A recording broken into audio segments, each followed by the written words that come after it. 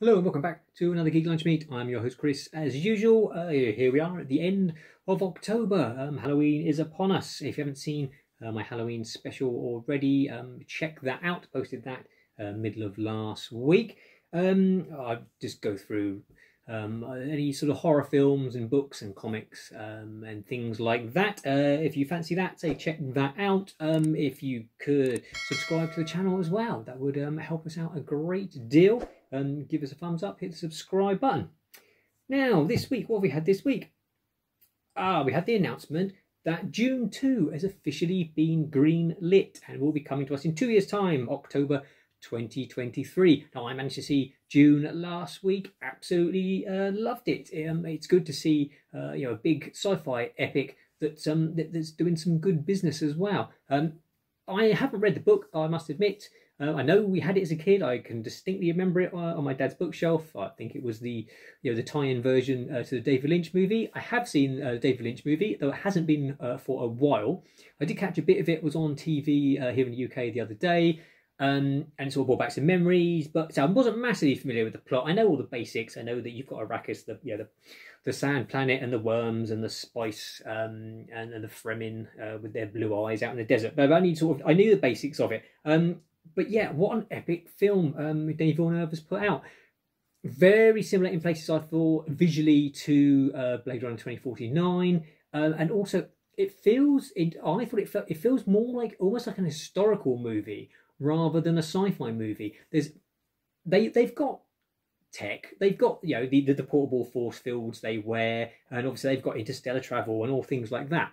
But you've not really got computers and things, and a lot of technology on show, and all the big settings are all very sort of temples and stone, and banners and flags and tapestries and sculptures and things like that. Yes, it feels more sort of ancient rather than sort of the far flung future that it is set in.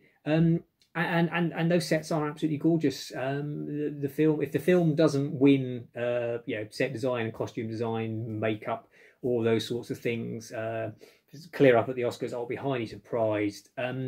Absolutely, loved it. Some people didn't realise it was obviously not telling the entire story. There were a few groans at the end, when the sort of film just sort of ended. So it is. Thankfully we are going to get part two. It is. If you've not read the book or seen the original film, though, I felt it does give you enough story to go on. It's not too confusing. All the cast are great. Timothee Chalamet, must admit, it's like the first thing I've seen him in. He's great. He's excellent. He's it gives hope to people like me. Not that I've got a face like Timothee Chalamet, but he's skinnier than I am. As a leading man, it was quite refreshing to see. Maybe he'll bulk up for the next film. Maybe being out in the desert with the Fremen and they'll have him bulk up and suddenly he'll be ripped and look like Chris Hemsworth or someone. But hopefully, a skinny hero was good to see. Oscar Isaac rapidly becoming one of my favourite actors. He seems to be able to play the gravitas when needed. As the head of the Atreides family, or you say when he's playing his cocky, charismatic Poe Dameron in the Star Wars movies. He's great. You got a great supporting cast. We got Jason Momoa.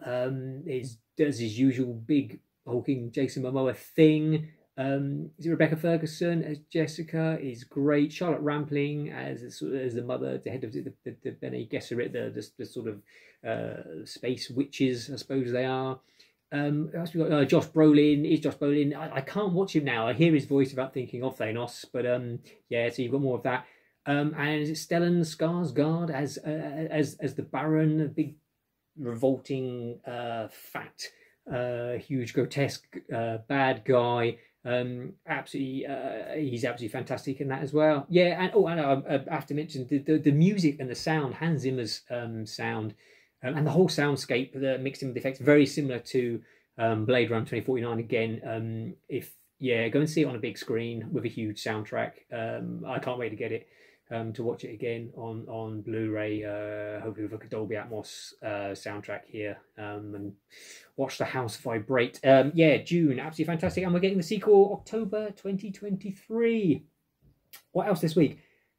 A little nugget that Bill Murray apparently is sort of let slip that he's going to be in Ant-Man and the Wasp Quantumania, one of the many films that Disney pushed back a few months a couple of weeks ago when they rejuggled their entire slate. But yeah, apparently Bill Murray.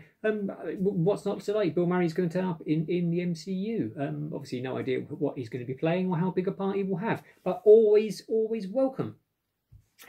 We also got the trailer this week for Lightyear, which is the Disney Pixar animated film coming next summer, which is the story, they're selling it as it's the story that the Buzz Lightyear toys from Toy Story were based on. So it's a big space adventure, basically, with Chris Evans as the voice of Buzz Lightyear instead of Tim Allen, because this is the actor. Presumably, they're saying this is the person that the toy is based on. I mean, it looks gorgeous. I mean, Pixar knows what they're doing by now. I wonder, it'd be interesting to see how it does business-wise.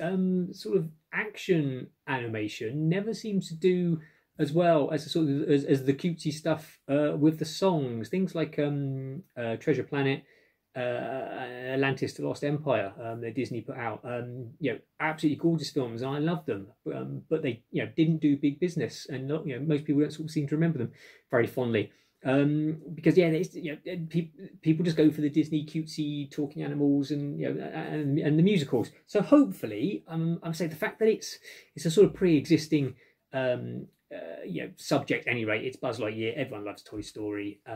So yeah, hopefully that will do good business, and that's coming out next summer. We also got a trailer for Cowboy Bebop, which is hitting Netflix November the 19th as a live-action adaptation of the anime. They already gave us the opening credits, and then they gave us the Lost Sessions, which I talked about a few episodes ago. But this is the actual first footage from the show, and I think it looks absolutely brilliant. I am currently about 5 or 6 episodes into the anime, which they dropped on Netflix a week or so ago, which I'm enjoying. And and the live action show looks like it's captured it. I know there's people over the internet, I know anime fans will automatically, without even seeing a single frame of the live action, have basically written it off as being garbage because anime sort of hardcore anime fans don't seem to like any live action adaptations of the stuff. But for me personally, I think it looks great. It looks really stylish, and I am absolutely looking forward to it. November the 19th. I will be checking that out. We then also got the trailer for Masters of the Universe Revelation, the second part of the new animated series on Netflix. I know a lot of people did not like the first part because it did things differently and took He-Man out of the equation and brought in Tila a lot more, and lots of people screamed that this wasn't the Masters of the Universe they had as a kid. But all that aside, I love stuff that's different, and it took this story completely where you were not expecting it to, and it ended it quite spectacularly. I won't give too many spoilers away if you've not seen it, but it ended on a massive cliffhanger. Although I will say, if you watch the trailer, I will of course leave links for all of these trailers in the description below. If you watch the trailer, it does seem to give away a hell of a lot of the story. It also the cliffhanger from the end of part one. This does just seem to wipe that out completely, but yeah, it seems a strange way of doing it. But what it does show is it looks like they've just brought in everything. People who are complaining about the first part of the season, this definitely looks more up their alley, because this appears to be just about everyone in the Masters of the Universe original cartoon and toy line having a massive battle. It just appears to be a lot of action. And He-Man riding around on Battle Cat and fighting Skeletor. And all the bad guys and all the good guys, exactly as we did as kids, in the living room with all the toys. It looks like that. It looks like they've brought it all together. I'm really looking forward to it. November the 23rd, that is. So only about 3 weeks to wait on that one, and that is coming straight to Netflix. What else did we have? Oh, yeah, the trailer for there's a film called Black Friday coming out. It looks like the trailer doesn't look great. It's all right. I wouldn't normally mention it. But it's got Bruce Campbell in it, and Bruce Campbell's a god, and I'll watch anything that he's in, basically. It looks like a low-budget horror set, say, Black Friday, with customers coming into a big department store and mutating to some mutants or zombies or something. Bits of the trailer I can't really funny, quite slowly. Usually people have trailers down to an art form and really G you up for a movie with fast cuts, and even putting footage together that doesn't go together to make it look like something more exciting is happening. Whereas this trailer doesn't seem to do that. It's not cut particularly well. Who knows? It does obviously not one for the cinema, I wouldn't have thought. When it crops up on one of the streaming channels, though, I'll be sure to give it a go. But yeah, check that out if that's your thing. Midnight Mass. I meant to mention this in my Halloween special last week, and I completely forgot. So I apologise. But yeah, I would absolutely give Midnight Mass a watch if you've not watched it on Netflix. It's the same people that did Haunting of Hill House and Haunting of Bly Manor, I think it was. Haunting of Hill House has been on Netflix for a few years now. Absolutely fantastic, really scary, beautiful camera work. The direction is great. Some very clever stuff they do where it looks like it's all one continuous shot. Absolutely loved it. Bly Manor, not so much. It's all right. It's a slighter story. If you've already seen the first one, so it's not a continuation. It's a separate story. Although, and taking Midnight Mass into account as well, it's almost like a repertory cast. They use a lot of the same actors across the three shows in different roles. But yeah, Midnight Mass, I really enjoyed it. It's very, very Stephen King. Really reminded me of something King would do. You've basically got a small island off the coast of, I think it was, somewhere like New England. Small group of people living there. A church, a nutty religious sort of zealot. This woman, say she's a very Stephen King character, reminded me of the old woman that's in The Mist in the supermarket. And a creepy new priest comes over. And things go from there. And it was great, full of atmosphere. Lots of stuff going on. Slight spoilers. So fast forward this bit. If you don't want to know, it's not.